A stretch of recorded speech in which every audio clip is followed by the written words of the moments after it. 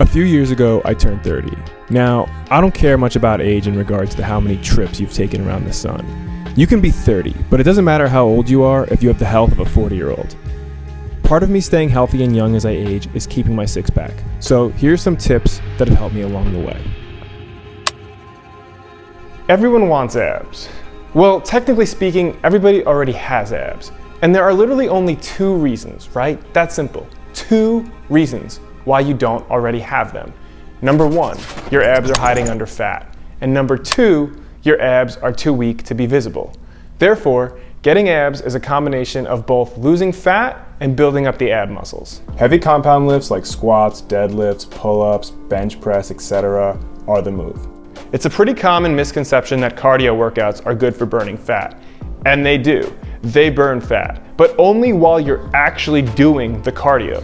A good analogy is to think of cardio workouts as having a good job with an hourly rate, whereas compound lifts like deadlifts are like owning stock and having passive income. Because with deadlifts and big weight exercises, you burn calories and build muscles in your sleep. Whereas with cardio, you're only burning calories while you're actually exercising. And most likely, you're gonna put those calories right back on after your first meal, regardless of how healthy it is. So for example, when you squat and deadlift, you're gonna be burning weight and building muscles in your sleep.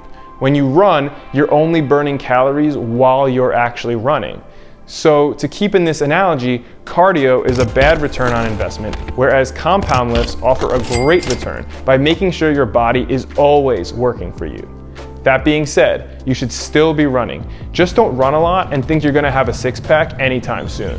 Think of cardio as an exercise for your heart and lungs, whereas heavy lifts are for shaping and toning your body, including your abs. So in my opinion, the most important thing you should be doing for abs are deadlifts. Shocking, right? The most gruesome exercise is the most important, but nobody ever said having abs was easy. And that's why most people don't have them. Next, I highly recommend the ab roller. They cost like 15 bucks on Amazon and they will cut you up.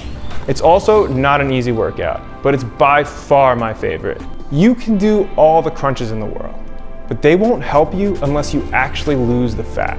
And this is the stuff that nobody wants to talk about. But there is a massive, pun intended, massive obesity problem in this country. Food is way too readily available. And the majority of the food that we eat is actually poisoning us. It's important to understand that today's humans are not built or equipped to handle the temptations of today's society. In no other time in human history was food so available. And we as humans are best equipped to live in a world where food is scarce. Our bodies are built to store as much food as we could possibly get. It's literally in us to binge on food, just like people binge on Netflix. The body wants to store as many calories as possible because our hunter-gatherer ancestors never knew when their next meal was coming. And that's why it's so hard to stop eating once you start. Keeping this in mind, it's important to always remember that your body is playing tricks on you.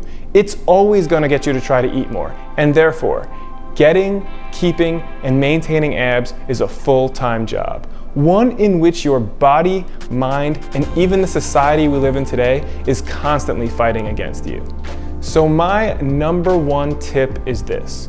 So many people want abs. So many people ask me, and everybody hates what I'm about to say next.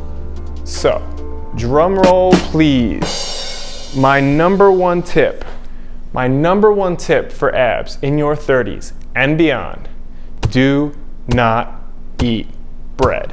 And if that's just too much of an issue for you, then turn this video off right now and watch one of the million other ab videos on YouTube that will promise you results, because I've got news for you.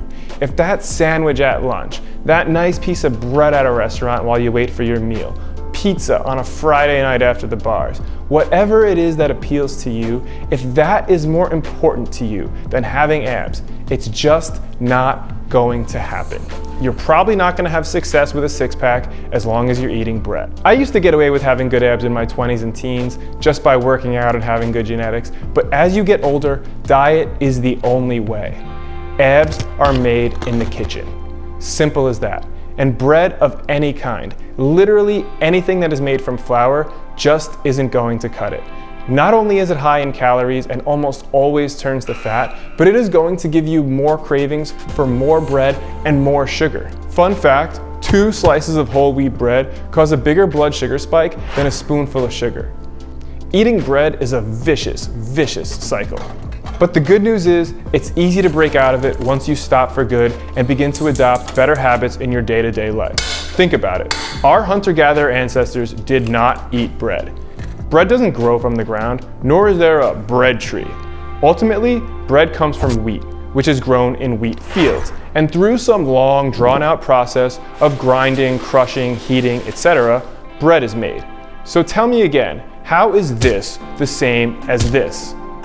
It's not. Just because bread is made with natural products doesn't make it natural. And I believe humans aren't capable of properly digesting bread. That's why we get so tired and lethargic after eating it. If you want quick energy from carbohydrates, my recommendation is to eat like our ancestors. If it grows, it's good. Some examples are wild rice, barley, quinoa, and sweet potatoes. Contrary to popular belief, our ancestors did not eat bread. This chart represents how long humans have been in existence, and this small little dot represents the time we started eating bread.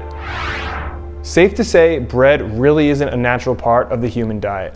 Some of my tips for not eating bread are, if you want to eat a burger, for example, get it on a lettuce wrap. If you're going to get a sandwich, just eat the meat off the sandwich. And if that doesn't fill you up, then understand that the thing that's filling you up from that sandwich is the bread. Just empty calories, and you probably shouldn't be eating that sandwich in the first place. But nonetheless, just don't eat the bread. And finally, what's the point of having great abs if you can't show them off?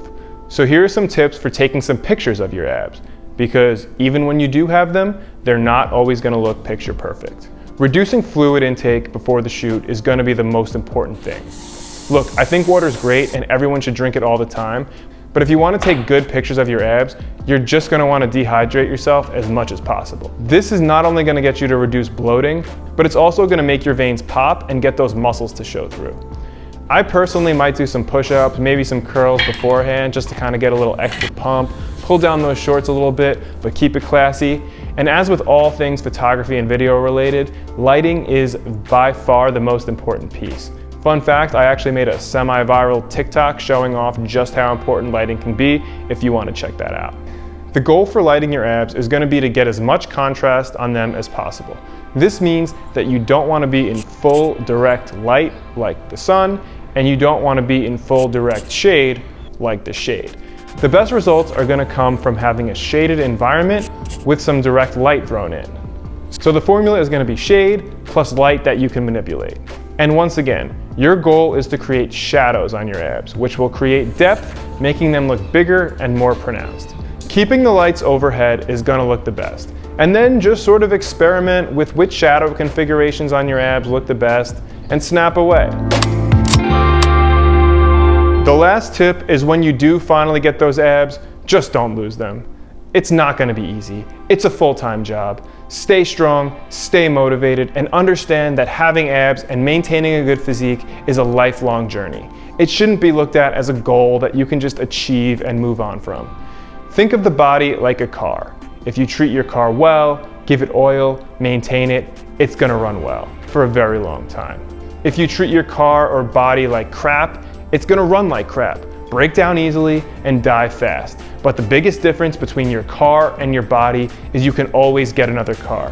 You cannot get another body. So, treat it well. Thanks for watching, like and subscribe, and if you have any questions, feel free to hit me up on Instagram at Mike_Gorman.